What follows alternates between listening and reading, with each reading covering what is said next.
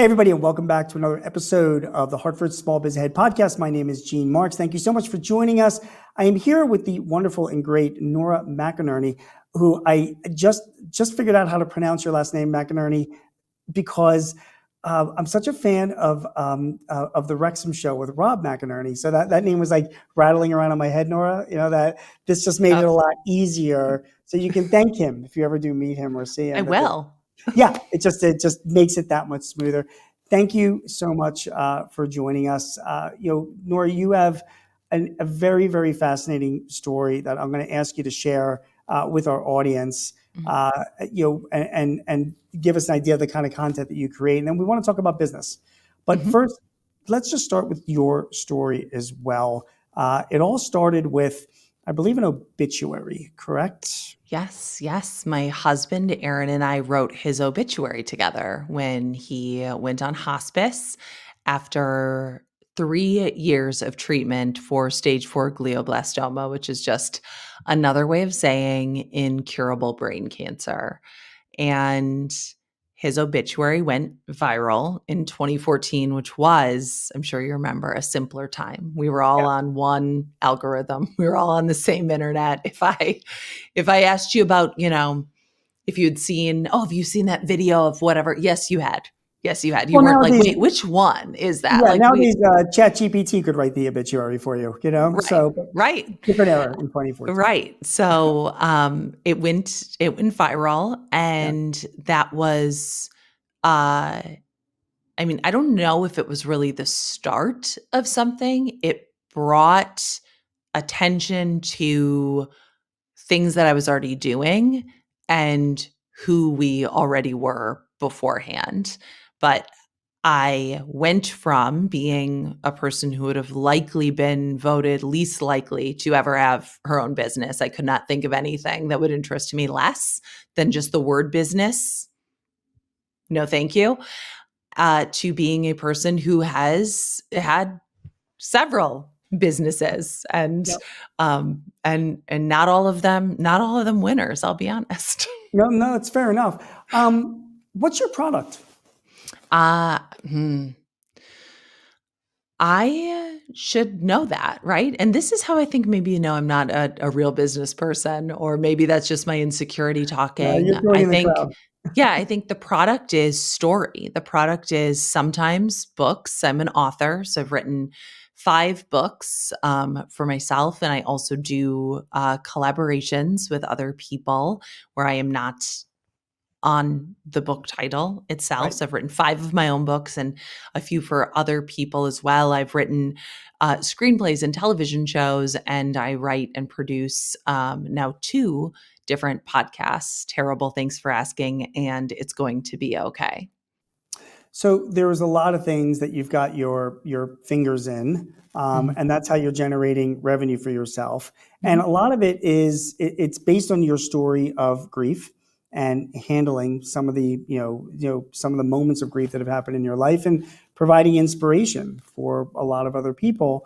And you're doing it through a lot of different vehicles. So the podcast that you have, I know you had an original podcast. Now you have another one. It's called So tell me about that podcast. How often is it on now? What platforms is it on?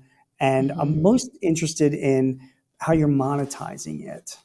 So Terrible Thanks for Asking has been around we are coming up on 7 years. We launched November 2016, which is also when I had my youngest child. So they both came out at about the same time. So it's pretty easy to remember how old it is. And yet I forget all the time. It has been seasonal. So we launched with 10 episodes at a time. It has been weekly. It has been more than weekly. At this point, we've produced over 250 episodes of the podcast. It launched as a part of a public media institution. So it was a lot of the decisions on how often the podcast came out, how long it was, and how it was monetized, I had no say in for quite a long time. And now I own that podcast. I've launched others, and I've created a company around that, around creating media of all kinds, primarily audio, that helps people feel seen and heard and known, called Feelings and Co. Cool. Yeah. So the good news is that you started in the podcast world really in the days, even before, Joe Rogan. People were Yeah. learning podcasting. So as you were learning Yeah. it from scratch, Hmm. the whole world was learning it from scratch as well. So now here you are, you've got, you now own it and Hmm. you develop into other things. For those of us that are doing podcasts, as Hmm. well as others in our audience are thinking of doing podcasts, what have you learned? Like what mistakes have you made? I mean, I've learned story. Okay. I became a better storyteller through making audio and through making podcasts. Our podcast is narrative interview. So I have a conversation with a person on Terrible Thanks for Asking. And we know when we go into the conversation, oh, We're we're going to be great. talking to Sarah today, and we're going to talk to Sarah about this specific time in her life. And we think the episode is going to be about this. And through the interview, it becomes clear what the story is, how we're going to present it. And we spend a lot of time on the writing and the creation of the story itself beyond just the interview. So we're writing an arc for it. We're writing narration. We're thinking about when music comes in. We're thinking about when we do take breaks to have an advertisement in it. So I Yep. learned a lot about what makes a story. And it's not just what happened, it's what it means or Right. what it has meant to somebody. And I've also learned a lot about motivation and I don't know how to put this. I've learned that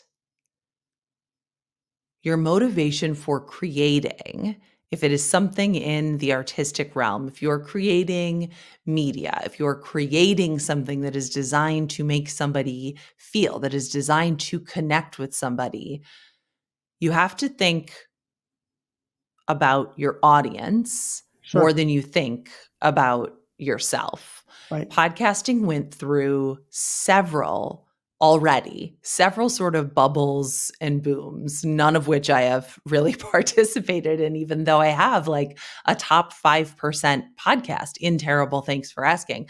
The Hmm. vast majority of podcasts nobody listens to. Hmm. There are millions of podcasts that get 10, 100, 200 downloads. Hmm. So when you're thinking about, there's a lot of I'm just going to call them charlatans. There are a lot of people out in the world who want to tell you that you can make a podcast and just turn on the money hose. You're going to Right. make a show and the whole world is waiting to hear your show. And it should really only take you like, a couple hours a week to produce it. And then you just monetize it, which is like the easiest thing in the world, right? You just choose to monetize it. And how Yeah. hard can it be? Right. And it's the podcasting industry has changed a lot since the very beginning. So Yep. in public media, you support your station, right? You support your public radio station or you support NPR, and all the money you donate supports all those shows. Or maybe you're donating to a specific show and in exchange you get a tote bag or a t-shirt or a sticker or whatever that thing is, and you're a member of it. And for the time when we were a part of public media, that was a part of the monetization and the support of this podcast Yep. was listener support, was tax deductible listener support. That you can't do a tax deductible gift if you are not a nonprofit. And my podcast is not a nonprofit. Podcasts make money in there's very few ways for them to do that. And one is similar to the public media model, but now anybody can do it on Patreon or whatever platform you want. There's listener support or there's advertiser support or there's independent wealth, I suppose. Right. But there's really just those two ways to support a podcast financially. And I think people who listen to podcasts might not even truly know or understand that. Um, if you are doing it seriously, if you're doing it right, it really is something that should take a significant amount of time to Yep. produce. And it should be something that can support you and can support a team of people. And to do that, you will need money. I didn't start this show thinking, oh, this will be how I make my living. I started this show because I had a very specific thing that I wanted to make. And I wanted to make something called Terrible Thanks for Asking. And I wanted Sure. it to be real conversations with actual people who had been through or were going through something difficult. And I wanted to give them the space to speak honestly about that experience, to answer that hypothetical question we all ask and answer constantly: how are you? Right. Honestly, and in a way where it wasn't just about, grief, and it wasn't just about death. And I had experienced grief in my own life, and that had become in a lot of ways the center of my life. And I wanted to get outside of myself and into other people's stories. So that first season came from my inbox, that came from people who had reached out to me, not because I had a podcast, but because I'd gone through something. They had read Sure. the obituary and they just wanted to say that they saw me and that Sure. they'd been through something also. I wasn't anticipating how the podcast would do or what the potential of it was. I was creating it for the sake of creating it, and I was working several other jobs at the time. So I was freelance writing, I was freelance copywriting. I had a ton of clients and I worked constantly, and this was just sort of an extra thing that I was doing. It wasn't a serious Understood. part of my income. I'd like to, you bring up a lot of topics, and I'm going to talk. I do want to ask about monetizing, but before we even get to Mhm. that, I want to talk a little bit about, about the money involved, about the Yeah. investing, the time, the commitment. First of all, regardless of everything else, you did grow up in a world with your initial podcast, almost like the Ivy League of podcasts. I think, like, don't you agree? Like, you listen to, as a Yeah. podcaster, you listen to Yeah. like the NPR podcasts. They're really good. Some of them, I mean, they're Mhm. really well, journalistic Yeah. stuff, and Yeah. It's sometimes I listen radio. to, yeah, it's really good. And it comes from the radio background, and then the investment goes into it with music, pre-production, post-production, narrative and arc and all that. You did learn all of that. And a Mhm. lot of people didn't have that, but I think it's an important thing that if anybody's looking to start a podcast, there really has to be a certain level of quality. It cannot be Wayne's World Yeah. nowadays, Yeah. because people Yeah. expect a certain level of quality when they're listening to a Mhm. podcast. You also mentioned like we put together, a script and a narrative, and Mhm. when we want to build a story. Talk a little bit about the we behind your podcast, your Yeah. team, It's a huge team. Not a huge team. It's actually a really small team for what we compared make to and how much NPR. we Yeah, make. It is. It yeah, is. And yeah. I would say also, like, if you want to make anything, like if you want to write a book, read a book. Read a lot of books. If you want to make a podcast, listen to a lot of podcasts. Be Yep, really clear about what you like. Listen to how they're structured. yep. Listen to how they begin, how they end. What sort of wayfinding is there for you as a listener, or is there any? When does music come in? When is it out? What are the levels like? And um, it is hard. It's hard to do. Not every episode we've made has been perfect, and we are talking with regular people who don't have professional microphones, who Right. are, in whatever environment that they're in. And sometimes we've gone to their homes, and sometimes it's just been over, the internet on a call like this. The team is now 5 people, including myself, Wow. and then who work on our shows primarily, and then a few people who like step in as like sort of pinch hitters for maybe production or engineering, or like my husband does my invoicing. Okay. I Fair don't know enough. if I could count him Somebody's as a got to do part it. of the team. Okay. Somebody's got He's to do not it. he's not compensated, but he's the person who, is doing that because that part is so deeply disinteresting to me. And And yet critical. Remember, Nora, I'm an yet accountant. Okay, critical. You're an please. accountant. Yeah, I have an Yes. accountant. Okay. So if that, You're not yeah, just I what I have, do. I'm with your husband on this. yes. Who? Tell me about what your members of your team actually do. Who like? Yeah. Who are they? So another thing too is I love that you're asking these questions because it is really easy for people to kind of compare their situation to another person's situation or Yep. how they're doing it or how it looks. Oh, Every this is all single selfish. Why I'm asking this? right, yeah, Everything we're doing. We do a everybody podcast too. has Let's share yeah. notes. Okay. Yeah, everybody and people are like a little bit cagey, I would say, like in the podcasting community. I have a few people where we really do share like real information and workflows and how we're doing stuff. And a lot of people guard that really closely. And I really don't believe Kelly, by the way. in secrets. I don't believe in, I don't know. I don't believe that there's like a secret to it. I do think anyone could learn it and anyone could learn how to do it. Yeah, so we're talking about the people. We're talking about what everybody does. We have always been very small. We've always been very, very small. And everybody has always had to do more than one thing. There are situations where a host, and I also don't like this. I don't like in podcasting where you don't hear credits where you know what people do. I hate that. If I listen to a podcast and you don't tell me who did your editing, even if it's just you, like, I I agree. don't like it. I don't like it. Give Listen, your producers credit. I agree. We need to be giving credits for the people. Not Yes. only that, I kind of Yes. like, and I'm pushing for this hard even on this Yeah. podcast. Like, I would like to have Alyssa, our producer, like appear on here, even if she's off Yeah. camera, just to like Yes.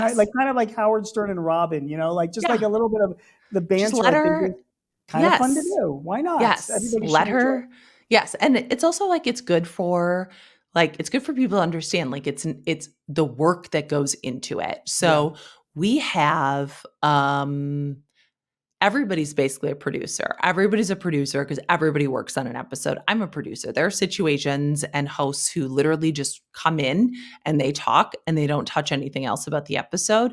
That is not me. I've always been a writing producer. I will listen to tape. I don't go into Pro Tools. That's not something I was ever taught, but I will learn it at some point. So I don't do like the physical editing, but I do basically a paper edit of the episode. So we do that collaboratively in Google Documents. We have 4 people on our team. Everybody has to do more than one thing. Jordan does a lot of project management, which means keeping all of our processes up to date, checking to make sure that everything is on track, that we're publishing on the right dates, that everyone has what they need to do their jobs, and that everyone is doing their jobs. Because if I miss a deadline, someone else misses a deadline, someone else misses a deadline, and the episode doesn't come out.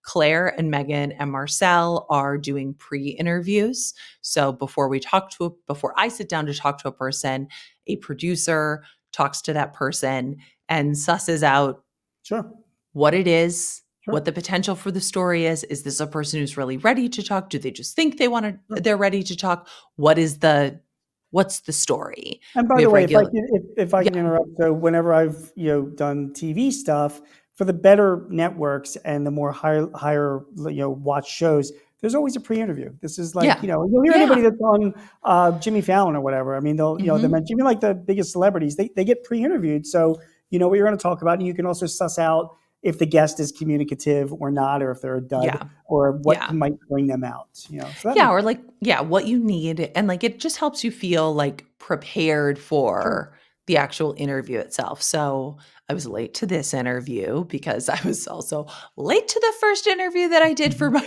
podcast because I reset up every computer. Would you believe that as the IT person for this company, I did not do it correctly? I do IT, right? Everybody is doing at least 5 or 6 different things Got it. at Got it. any given point in time. But an episode is touched by every single person on the team. And sometimes people outside the team. I will send an episode to a friend. I will send an episode to a peer that I respect and say, what do you think about this? Like, is this a story? I was thinking about actually starting it here. We have meetings where we go through upcoming stories, where we'll dissect a story that we're working on. And then We have other meetings where like we're literally just talking about deadlines and to-dos. And this is all like pre-production stuff, including the Mhm. writing. Then there's the actual recording of the podcast Mhm. itself. And then tell me about then all the work that goes into post-production. Yeah, Am there's I the depressing you, by the way? yeah. 'Cause this seems to Yeah, go no, no, no. So it's on. the so there's a pre-interview. When somebody Yeah, does a pre-interview, they are taking notes and they're writing almost like a skeleton of what the episode could be. We'll then discuss that. I'll discuss it with a producer. So I just did an interview before this. We did the interview.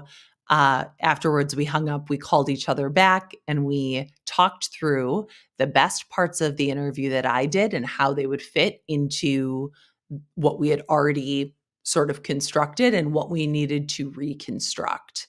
That producer is going to work on that today and tomorrow. And then I'll see a draft of what came together early next week.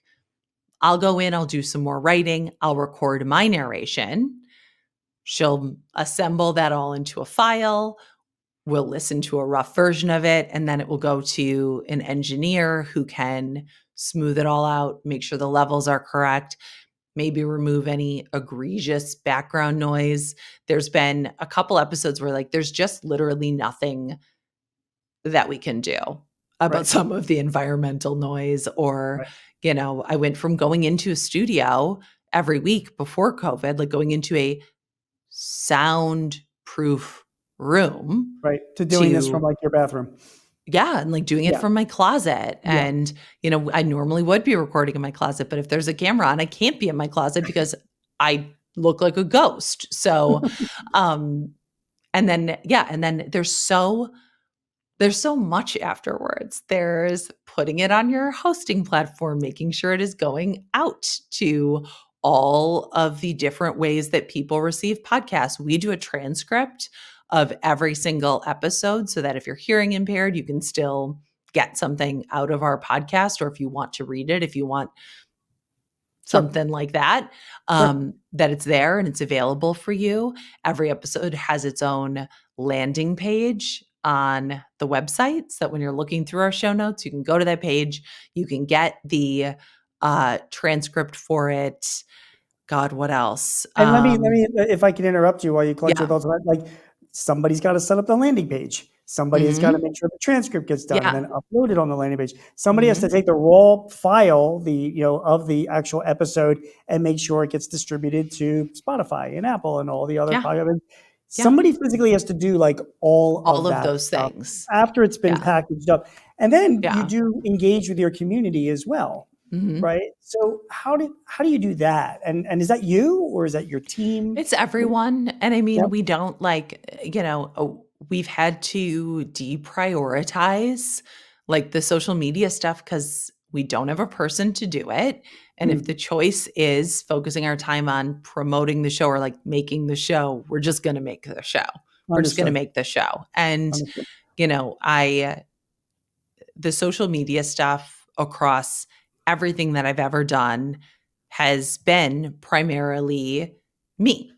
forever Right. because there's just something that you can't like teach people, or I don't really know what it is until I get into my phone and I decide to do it. Right. And I am not a person who I can't templatize almost anything. I Right. It's just got to be can't. authentic anyway. I mean, social Yeah, I media don't know. is, yeah, the Yeah. people will see through if it's you have some PR person doing it for you. Yeah. People on social media are smarter than that. And they can figure it out pretty quickly. The team of people that you're using, did you hire all these people yourself? Did they come with you from your previous life? Everybody, I've already worked with them. Okay. Everybody I'd already worked with. Okay. And so they came from my previous life. There's a new addition to the team who's my second cousin. Okay. So I had not worked with her before, but I did know her work. And she also worked in public radio and she was a radio reporter. And she came in to just pinch hit on a couple things and hit the ground running. And now she's going to be full time with us in June, which is great. So everybody was somebody that I had worked with before. And I do think that we will be hiring at some point in the future, probably another producer who can also step in more on the other digital stuff, like on Right. website things, on, like newsletter stuff. We used to have like a texting program. I don't know what happened to that, or where any of that went, but there are other things. I'd never just wanted to make a podcast. I have always loved the connection aspect of it. Nothing Sure. makes me feel more connected to my job and my work and the people that I do it for than touring, than Yeah. like going on tour and like really performing the shows, which is something that I love, but also something that takes a lot of work and takes us away So from glad you brought that up making the episodes. Yeah. because you Yeah. do live shows. And again, if people Yeah. go to your website, which we'll give out at the end of the episode,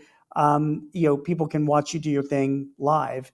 And Mhm. I'm curious what your thoughts are on doing live shows. I'm sure you get a rush meeting your audience, but it's got to be a huge pain in the neck. I love it. I just love it. I really do. We have worked really hard on our live show format. And there are a lot of podcasts where you show up and it's like two people like sitting around casually with a mic, and then you can hear that episode on I their did feed it. later. And Yeah. I don't do that. We don't do that. We don't air them. It's if you're there, you're there. And if you're not, you're not. We write a whole new show that has audiovisual elements, that has me, that has Marcel, that has, interactive storytelling and audience engagement. And once we are done touring that show, we never do it again. So Cool. we just did the very last show for Bad Vibes Only in Ann Arbor, and those were the last people who will see that show. Okay, fair enough. Yeah. Let's talk a little bit. Oh, before you even get to monetization, one other question is Yeah. video versus audio. Yeah. Most podcast like this one, but most of the large podcasts have video components. Some of Mhm. them, like Smart List, never really. Yeah. I don't know if you ever listen to Smart List, which is Yeah, of course. Yeah. absolutely hilarious. Yeah. But they just did a deal with it's no longer HBO Max; it's now Max, and they're doing some. I know some show on that. But give me your thoughts on a video camera. Do you think that's for those It's people doing pod important? good for Product? them. And I don't know, people have been saying forever, like that's the future of podcasts and blah, blah, blah, blah, blah, blah, blah. What I do just doesn't translate to video. So there's no way for me to do it. If I was making a different kind of show, sure. But the cost benefit Yep. analysis, which is something I've learned Yep. from people like you, it doesn't make sense. I also, Did you I just say cost benefit analysis like an I accountant would did. say? That's very I impressive. did say Yeah, that. It's fair enough. just So you I are learning. I don't use and there's if this is something that is like vital to your business, I'm not saying this to judge you, but I don't use um uh low paid labor from other countries. I don't do that. I pay people what they're worth, and I pay people a living wage, and I pay people enough that if this is all that they wanted to do, they could make a living doing it. And there would be no way to make my show in a video format unless it were a television show, unless we Yeah. had that Actors portraying certain things. level, right? Or and not Yeah. even that. Like if we were creating every episode and editing every episode with a true like video editor Yeah. and like recording the interviews and assembling, we're often talking to people about their past, so Yeah. assembling tape and photos of their past. But like as it stands now, every episode takes like over 40 hours of Yeah. people's time, and it's enough for me. If that's a train that I miss, that's fine. And something that I've learned is like I you cannot do everything just because like that's the opportunity. That's the opportunity, right? Like that's where it's going. Like um you really do have to know who you are and what you do and do it well. Yeah, if it's not right, it's not right. And honestly, Yeah. we're talking about some of the NPR Planet Money and things that I love. They Mhm. really can't be TV shows either. And for your, I mean, I've Yeah. listened to your podcast for your podcast to be on video, it literally, you would almost have to hire actors. I mean, you're telling stories, and Yeah. you're right. They're from other periods. I mean, there have to be sets. There would have to Yeah. be there would have to be. Yeah. It's just a completely different thing. Yeah. Okay, so that's really, really helpful. And really the takeaway is for people watching and listening to this that want to go into the podcast business. First of all, it is a business. So it's Mhm. not a hobby. It's a big commitment that you got to make. Mhm. You got to have capital and cash to Mhm. invest in this. And you got Yep. to surround yourself with a team of people that are going to be doing everything from pre-production to recording to post-production. It's a big freaking deal. It's a Yeah. lot. It's a And lot it of work. can, and by the way, like it can be a hobby.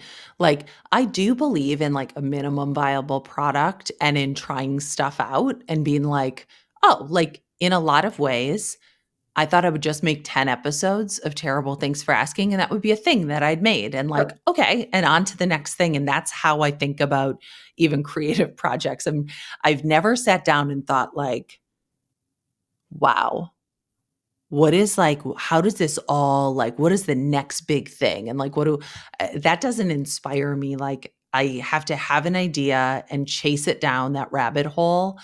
And that works for me. And I do love if you have an idea for something, like get in and you'll find out if it's real. You'll find out if it's real. You'll find out if it's real if you I had a friend text me 3 nights ago. He was like, "This is the show. This is the format. I fully get it." A day later he said, "Absolutely not. I got in to try it. That was the dumbest idea I've ever had." And I'm embarrassed that I texted you. I was like, "No, I'm glad you tried.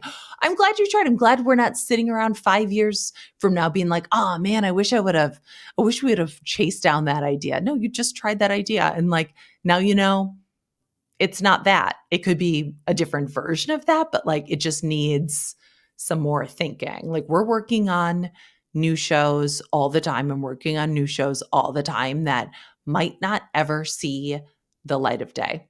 Right, right. Um, okay, let's talk about monetization of all of Yeah. this. You've made the investment. You've put in the time. You're creating a great quality. You're like, this is a great podcast. Mhm. Now you got to make money off it because you got to pay the Yeah. bills and you got to pay your people. Mhm. So that's what it is.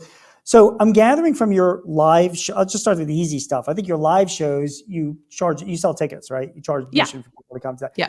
So you can monetize those. So Mhm. that's easy. That makes sense. How do you monetize?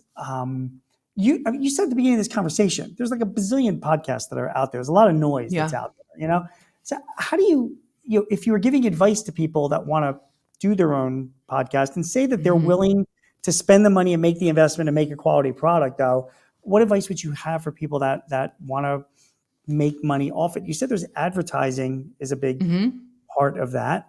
Talk to me a little bit about how you're monetizing this. I mean, we're ad supported and we're listener supported. Okay. The SKU has always been more ad supported than Yeah. listener supported, which is very, very normal. I would love to shift that completely. I'd also love to have maybe like 2 or 3, 2 would be ideal, advertisers that we work with, period, right? Okay. Where it's like, these are just the That would people not, we by the work way, with. not ideal. That's not ideal because Yeah. then you're like stuck with those two. You're not Yeah. diversified enough, and any one of those pull out, and then you're in trouble. So Yeah. it's a Well, I different mean, part. yeah, I think like if you have like a specific deal in place, um, whereas like there's, contingencies for that too. Understood. But yeah, it's like, I mean, you're also not diversified if your income is advertising dependent and it's a different client every week and they want something different and your audience doesn't trust that you really do take those vitamins, even though I am extremely picky with our advertisers to my own financial detriment and I need the product first. I need to decide if I like it, or I go to a company and say, I've already spent $1,000 of my own dollars on this. Do you want to like come in and support the show and the things that we're making?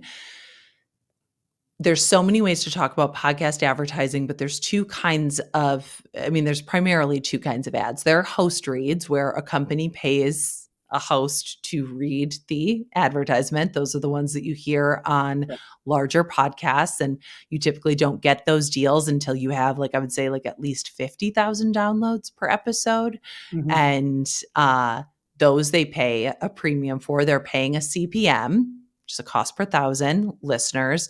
Some of them also will have like a way to track.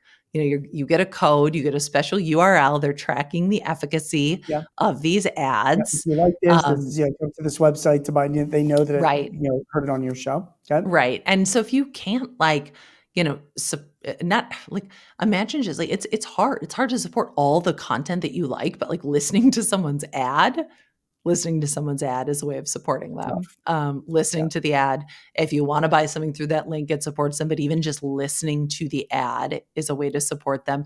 And the second are called programmatic ads. I've heard them called other things, but those are the ads that sound like radio commercials. Sure. And all of a sudden it's just someone else's voice telling you about, and they're usually pretty localized too. So they'd be telling me about, Camelback Ford, which is the Ford dealership near my house, not whatever Ford dealership is by your house. They'd be telling me about Sprouts. They might be telling you about Kroger, whatever it is. So those are typically, you get less money for those.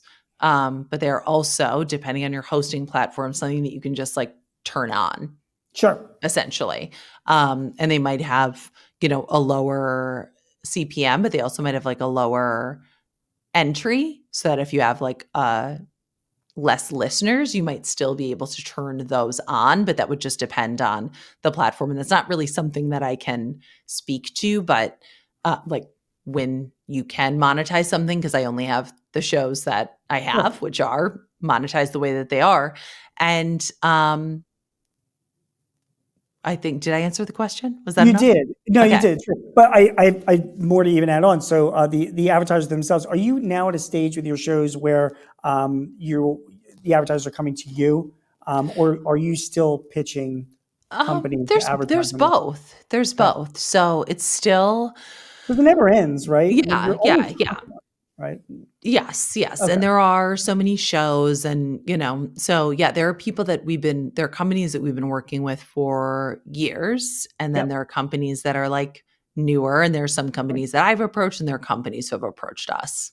Do Yeah. advertisers? I know you go through a vetting process to make sure that you like the products that you can approve the products that are being advertised on your show.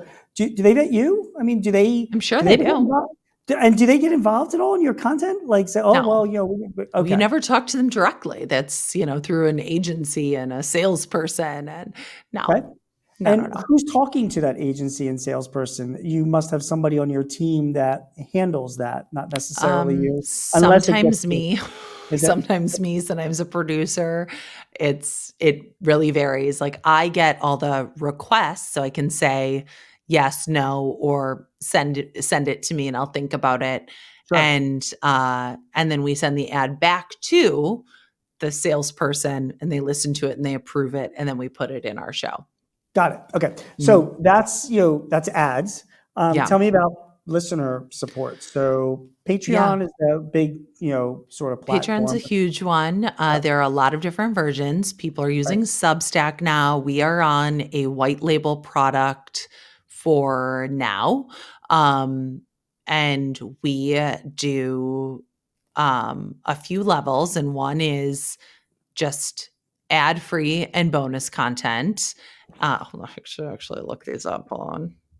But no, We while you're just looking it up, changed them. there is, I mean, the whole point with the Substack and Patreon is that, because people can get your podcast through the Mm, normal platforms, but you've got to put in extra effort with bonus content and additional stuff on those yeah. platforms to entice me to Hmm. subscribe, unless I just am a nice guy and I'm gonna, support the show, which Yeah, I'm like not. like the public radio model was just like, you'll get a tote bag or you'll get this thing, and there was Right, no bonus content. And now we right. do monthly By the way, the bonus coffee mugs content. from NPR were very good. Just They're so saying, good. They're they're so very good. good. I love a tote and I love a mug. I Yeah, still the have a lot of Coke never them. did it for me. Yeah. But so people, so do you give away like little, gifts and trinkets and whatever? I mean, you Yeah, have an at online certain store. levels. Yeah, at Okay, certain levels, we send out at the highest level, we send out quarterly mail. And the got very it. highest level, which is $1,000 a year, we send a box of merch and you get VIP event tickets and also quarterly mail. So every quarter I get together with my merch person. They think about like a little present to send our subscribers, and it's really fun. Okay, that's cool. That is very cool. Mhm. So those are all the different ways that you monetize, and these are for both of your podcasts as well. Mhm. And that is, and would you say that right now, and again, you're a content provider, this is the podcasts are providing the majority of your revenue. I know that you've got For books. yeah, so I I have know you've things got your set store. up. I've like there's sort of my universe is set up where the podcasts are their own business Yeah, under Feelings and Co. And if we make any other media that is related to those things, that is a part of the Feelings and Co business. If I do a speaking event, that's separate. me. That's like Yep, my business. That's my personal LLC. If I write a book, that's my personal LLC. If I write a TV show, that's my personal income. And having that sort of flexibility also did make it easier when I wanted to establish Feelings and Co. Terrible Things for Asking as its own thing. I had the money to be able to support myself while the business was not making money. Ad right, revenue comes in 30, 60, or 90 days after the ad runs. right, So there was a period of time where it was all just runway, but I've never taken a loan right. to support those businesses. And I have done it all cash flow, and we are revenue positive. So, So you've been great, and this information I yeah. think is super helpful for anybody that wants to, kind of monetize themselves. Nora, I mean, you said at the beginning, I'm like, I gotta imagine, like your high school friends probably would be like in disbelief that you're actually running a business, Oh, multiple yeah. businesses here, right? Yeah. Yeah, right. And you're in disbelief as well. You Yes. probably look at yourself in the mirror and say, I can't I was believe like, this is, "Who's in charge? Who's the yeah, boss? Like, this I is can't do me. this." Yeah, Yeah. yeah. So what have you learned by all this? Like, how have you changed just in the Yeah. past few years of doing this? Well, it's like this is not the first thing that I started, so I learned a lot, and I learned that I have to hire and keep people around me, Yes. who can do things that I cannot, and that I should focus on the things that I alone can do. And also, I'm not too good for anything. There's nothing I'm too good for. I can and will do any part of this job. There are parts of it that I am still learning because there are parts that just I did not have visibility into and I did not even know existed. And now I do, Right. and I will. And I can learn anything. And I am down to learn anything Except accounting. except accounting. But I respect accounting and I Which, by the love way, I don't believe accounting. you. I don't And the believe first you for a thing minute.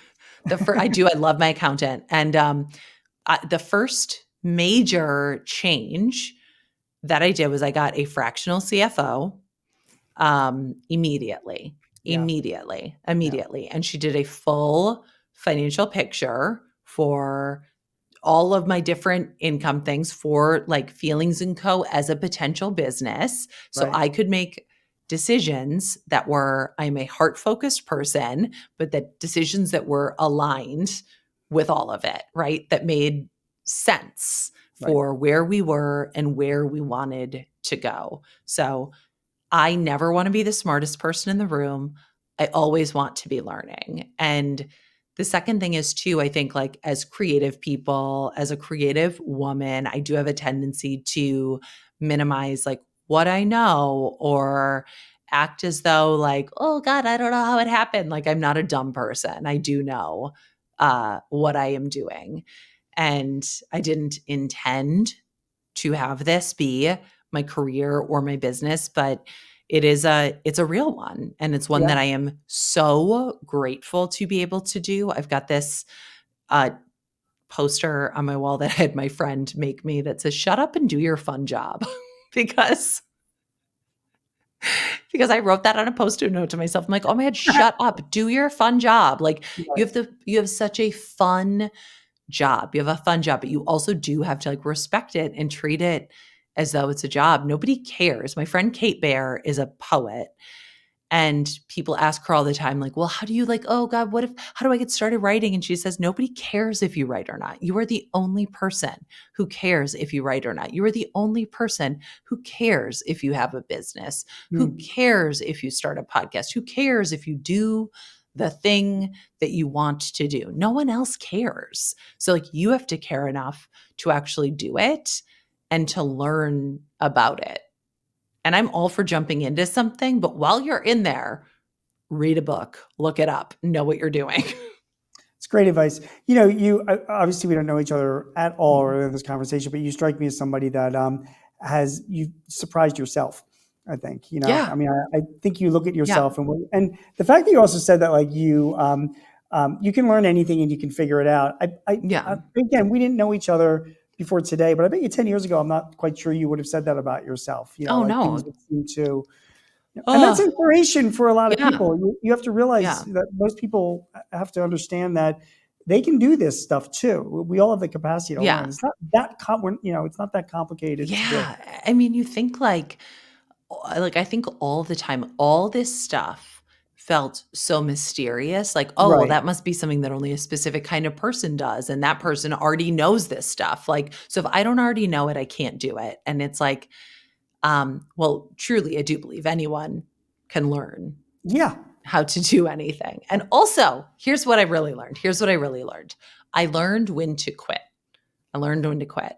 So, as much as I love this, when it is no longer working, I will Good. be done with it. I'll be Good. done with it. And I will be proud of what I made. And I will leave it here for everybody to enjoy. And I will go do something else. That is great. That is great to hear. Yeah. Before I let you go, only because you're in the world of podcasting, give us three of your favorite podcasts. What do you listen to? Oh God. Okay. And So I have I'll to, share a couple. Keep going. okay. So I have to, I like so many different kinds of things, but I listen mostly to things that are a completely different genre, that are constructed totally different from what I listen to. There's a new podcast that is coming out. There's only one episode of it right now called Search Engine, Okay. by PJ Vogt, formerly of Reply All. Okay. And it answers questions that you would And I love typically that guy, only by the way, like, on Reply All. yeah, Unfortunately, yeah, Reply All yeah. exploded. Go ahead. And this first episode is called How Happy or How Sad Are the Monkeys at the Zoo? So it's just an exploration of a question that, you might get if you got really deep into searching, but it might be hard to find. Okay. So I really like that. I really love the podcast Scam Goddess. I listen to that every week, and it's a podcast about scams that people have run. And it's hosted by a comedian named Lacey Mosley. And it is so funny. I do not like murder podcasts. I'm sorry. I just don't. Neither do I. I don't I'm get just it. not entertained by I don't get horrific it. And violence at everybody all. listens to the murder podcast, and I don't get People that. love it, and I hate it. I hate it. Um, I love, but I love a scam. I love a scam. And I that's also listen every week to this podcast called Who Weekly. It's everything you need to know about the celebrities you don't. I never know what celebrities they're talking about because it's all who's, right? Like who's that? And it's so funny and it's so entertaining. And it's just like a soothing sort of like thing Sure. to have on. It's very, very light, which I like. Okay, let me give you a couple of mine. Yeah. I love BBC podcasts. So just Mhm. this morning, there's a BBC History Extra podcast. I don't know if you ever heard of Jane Seymour, not the Yeah, actress, yeah. but Yes, she yes, was the yes. third wife of Henry Yeah. VIII, Yeah. right? We heard her whole story this morning. It's just that stuff absolutely fascinates Oh, me. okay. It's a very, very cool podcast. Song Exploder is another one I I love. love Song Exploder. Yeah, I forgot about Song yep, Exploder. they go Yeah. back and take. I just listened to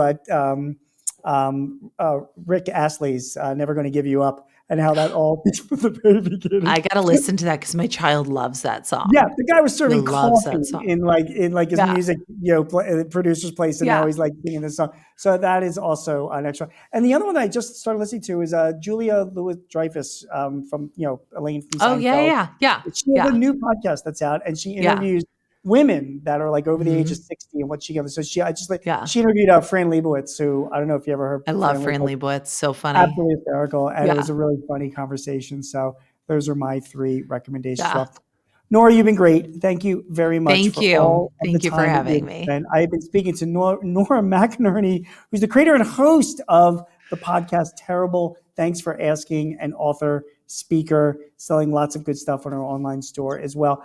Nora give me your website. Nora, it's noraborealis.com or noramcInerny.com. They go to the same place, but it's a play on the aurora borealis. A lot of people don't get it, and I'll never change it because I came from the era of the internet where you made a screen name. You made a And that screen was name. it, We what didn't it even is. talk about merch. We didn't talk about merch. That'll have to be for next time. Oh And I God, also talk okay. about speaking, and it's not Yeah. only just the merch. The other whole conversation I want to have with you at some point is just about writing and being an author, because I'm convinced that nobody makes money off of books.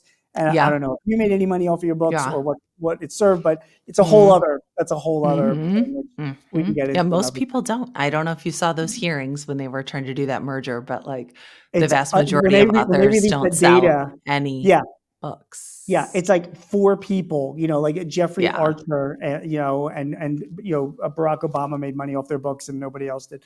Mhm.